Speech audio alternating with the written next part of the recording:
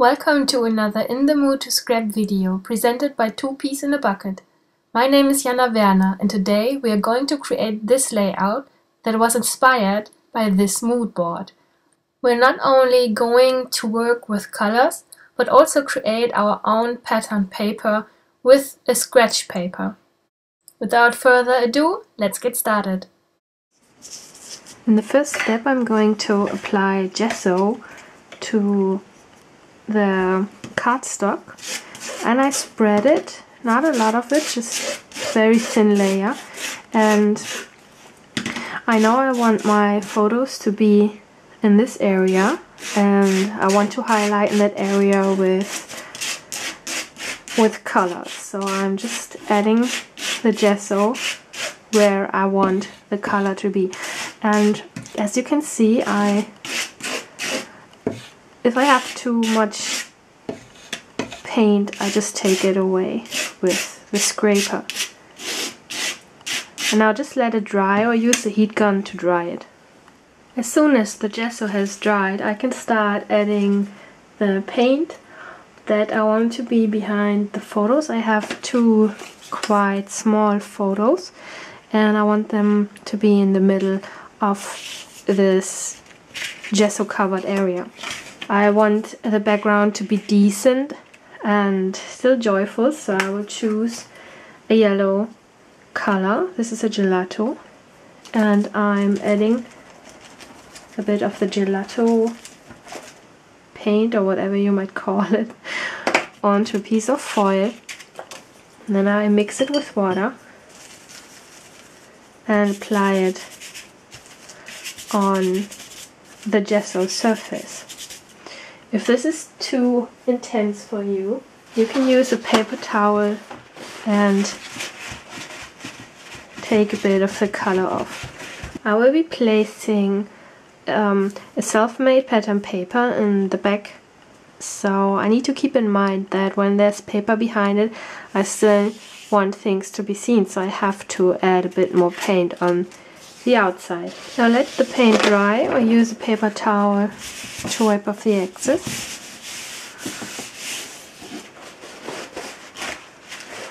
And you see when you use a paper towel that the color gets much lighter. Do not throw this away, we will need it for the pattern paper we're going to create. So after I added the gesso and the gelatos, I'm going to apply modeling paste. And you could, if you don't have gelatos, that's not a problem, you can use watercolors or sprays instead. I want, as I said, I want to add modeling paste and I want the pattern to go down in a triangle. So I'm using a stencil. This is from Prima Marketing. I press the stencil down, then I apply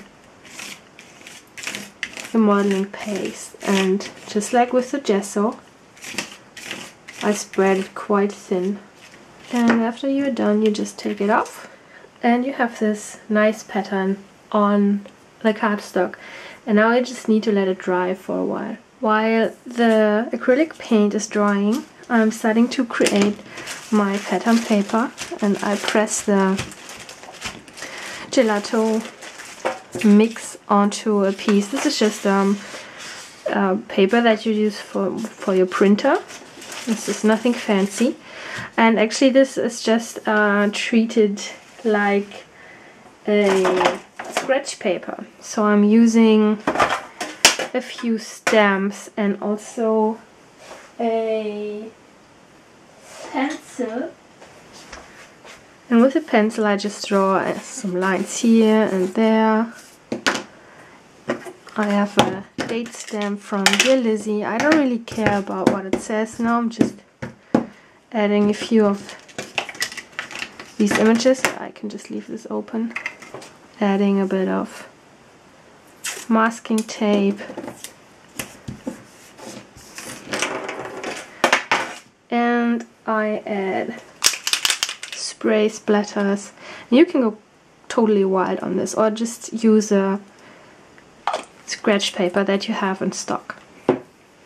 I already prepared the scratch paper, but you can see that you can really use any paper where you maybe stamped onto, or that you just where you just wrote something that you need to remember. And you can use that very well on a scrapbooking page as your own pattern paper.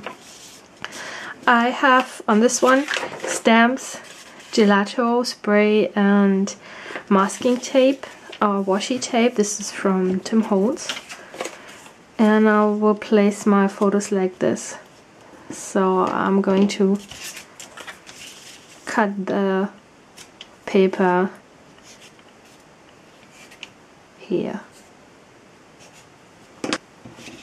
The acrylic modeling paste is nearly dry, and I want to add this cardstock onto, I want to mount it on a piece of pattern paper. This is from the Peppermint Express collection by American Crafts.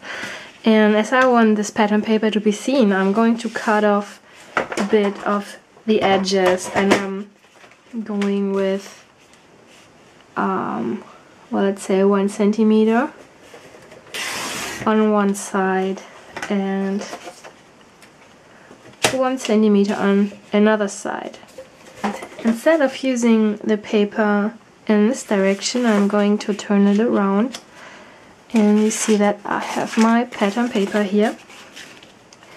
And I really like the intensity and the pattern of this, but with the photos that I have, they are a bit too small and this will look too wild in the background, so I will have to add a piece of vellum to create a more harmonic look. If you use a bigger photo, you can just use this as a background, because it will not look as massive as with 2 small photos. But you see that it's not a problem. It looks very nice if you put just a piece of vellum on top. But before I do this, I am going to apply a few splatters with spray. I'll just let this dry, and then you can apply the cardstock onto the pattern paper. After I glued the cardstock on top of the pattern paper, I'm starting to decorate the middle part, and I used my stapler to fix the 2 papers, and I'm going to sew them down in a second. I just want to be sure they are in the right place, but actually I'm going to sew on them before I attach them to the cardstock, because then it looks even fluffier. You can either glue the photos flat on top, or you can just use 3-dimensional dots, and I'm going to use 3D dots to let the photos pop out of the page, because the page is pretty colorful and it's easier to see the details on the photo when they pop out of the page. I want to add a few more stamps or stamping, and I already started with stamping an image onto vellum and cut it out, and I'm planning to sew it down on the cardstock. I added a light title because I want to add a bit more color, and I don't want this page to look too messy because I'm using color in the background. After the ink has dried, I can add water. The StazOn is water resistant. I add a bit more paint, and I want it to be more intense than the other one in the background that you can see here. So I'm using a brush to apply it.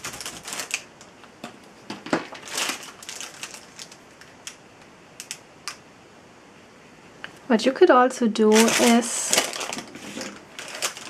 add water right here, and then you use either watercolor or gelatos, and you apply this here. And you need to be careful, because if you use spray like I did here and you add water, the spray will be activated again. And you can just let it flow down like this, and this will go through and over the white alphabet stamps, and that looks really nice. You can do this with more colors. You can just let this dry and then add more color to it. Okay, after I did this, I did the same on the top of the photo, and I just turned the page around so the paint could just go down. And I also added a bit more masking tape here and here, and I used black masking tape and a white pen, a white marker, to write a bit of the journaling. If you do not have black washi tape, you can just add a bit of chalkboard paint, for example. That dries quite fast. And I also added a bit of journaling here. Now what I want to do is, the color scheme is slightly unusual because I have orange, pink and red and yellow, and I want to give this entire page a bit more depth. So I cut off 1 centimeter on this side, and I'm going to apply a piece of black pattern paper. This has a slightly square pattern, and I'm going to add this on the side here, so I don't only have more contrast to the page, but also an eye catcher on this side, because the side is quite heavy with all the paint and the photos in the title and such. So actually that's it. Then I'm done. I just glue this down, and what you could also do is add a bit of stitching on the sides. You could also stitch with cross stitch maybe on this side here to emphasize it just a bit more. I'm going to leave it like this, and I will bend the red paper here as well. So this was my last video for 2 Peas in a Bucket in 2013, and I just wanted to say thank you for watching all the In the Mood to Scrap videos and all the other fantastic videos from the other garden girls that have been doing an amazing job. And I'm wishing you a very calm and wonderful December and a good start into the new year, and I see you online. So see you soon. Bye bye.